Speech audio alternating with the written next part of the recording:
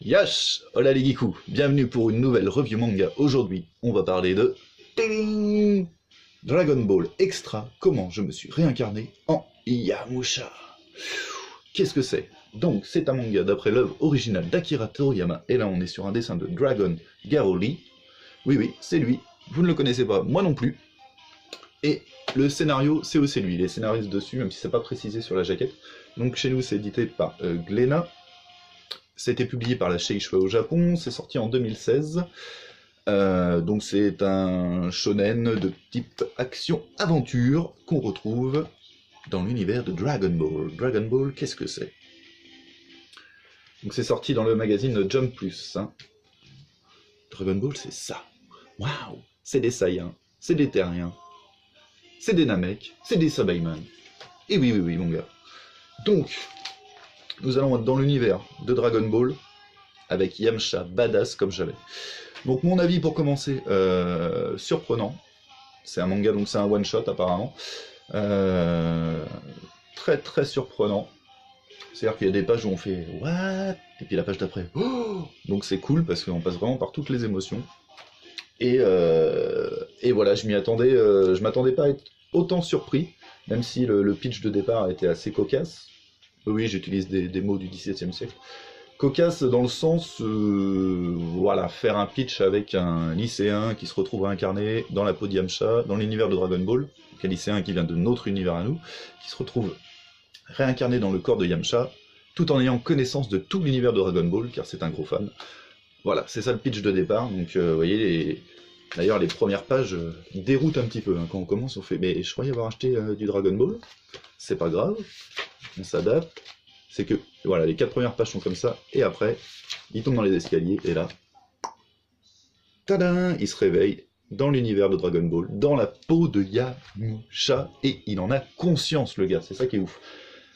Donc, le découpage du manga, c'est des chapitres assez courts, assez dynamiques, très très bien amenés, avec une bonne réflexion de la part du personnage, des situations un peu différentes du manga original, des situations qui sont comme dans le manga original et du coup qui font un sens, donc c'est assez classe, il y a des petits clins d'œil comme ça un peu partout dans la série, donc ça donne envie même de reprendre chaque chapitre du manga original de Dragon Ball et de comparer les planches pour voir si vraiment il y a des grosses différences, et c'est vraiment identique. De toute façon je pense qu'il a travaillé avec les planches originales, il n'y a pas de souci là-dessus.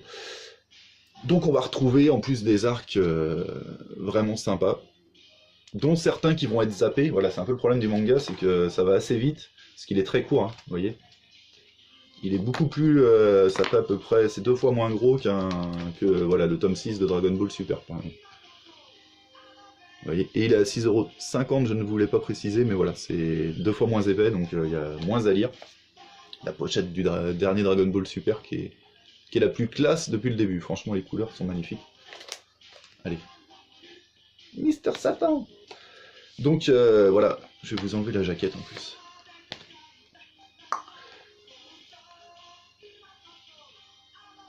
Les dessins sont classe, hein. Il a vraiment une patte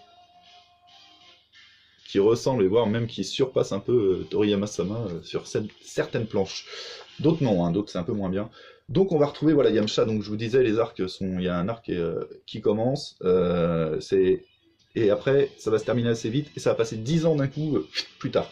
Et du coup là, on va nous expliquer des choses. Moi, le personnage principal, Yamcha, va nous faire supposer des choses qu'il a faites, genre aller sur Namek, mais aller sur Namek 10 ans ou 15 ans avant que Goku n'aille sur Namek.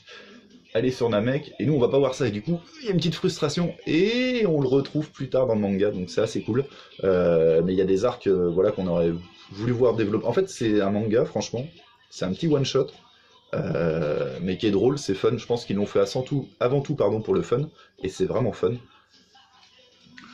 voyez, ils reprennent, ça c'est une image de Goku normalement, là c'est Yamcha le héros limite, et voilà, et là il remplace Yajirobe, donc il y a quand même deux clins d'œil là sur la même page, qui sont assez classe. Donc en fait c'est un manga qui est surprenant, vraiment, et en fait qui aurait pu se décliner sur plusieurs tomes, quoi. Ils auraient pu refaire toute la série Dragon Ball, mais en rendant Yamcha le personnage principal, limite, ou un personnage plus important du moins, parce que là il devient clairement le terrien le plus fort. Et c'est franchement, du coup c'est plausible quoi, ça donne envie de relire Dragon Ball mais avec un angle différent, et en fait le côté mélange de notre monde réel et le monde de Dragon Ball, bah en fait c'est cool. Alors que ça je pensais que ça allait être moi me freiner plus qu'autre chose, donc agréablement surpris, et on va retrouver en plus un Chaozus en bonus, un peu badass, attendez j'essaie de... voilà, bon là il se bat mais il y a du gros spoiler, voilà, là il bouge pas, il est tranquille. Donc voilà, franchement c'est classe parce qu'on s'attend, voilà, ça se passe pendant le Cell Game, on s'attend à voir le Yamcha affronter Cell, on se dit ouais. Et en fait non, pas du tout. Donc très bonne surprise, allez-y pour les fans de Dragon Ball, de toute façon je pense que vous achetez tout ce qui est Dragon Ball, mais même pour les autres qui sont un peu curieux, et du coup ça permet un petit peu une relecture de l'univers de Dragon Ball, et c'est plaisant, donc j'aurais kiffé avoir un manga beaucoup plus gros, voire plusieurs tomes à la finale. Donc voilà, c'est cool. Bon bah écoutez, dites-moi dans les commentaires si vous l'avez lu, si vous a plu, si jamais ça vous a donné envie de le lire, si vous allez l'acheter, ou le lire de façon illégale. Ce n'est pas bien les enfants, on se retrouvera très vite pour d'autres reviews manga sans souci, j'ai les montagnes hallucinées. Il y a le tome 2 qui vient de sortir d'ailleurs, c'est génial ça dans l'univers de Lovecraft, c'est cool. Il y a Noise, le Tetsuya Tsuitsui, et oui, mes mangaka préféré que j'ai eu aussi, il faudra que je vous parle, ou alors j'attends que la série soit terminée. Et il y en a plein d'autres, voilà, j'ai du retard. J'espère que les vidéos vont revenir, ne vous inquiétez pas. Et merci en tout cas pour votre soutien sur la chaîne, ça fait vraiment plaisir. Je vous dis à très vite pour de nouvelles aventures. Ciao!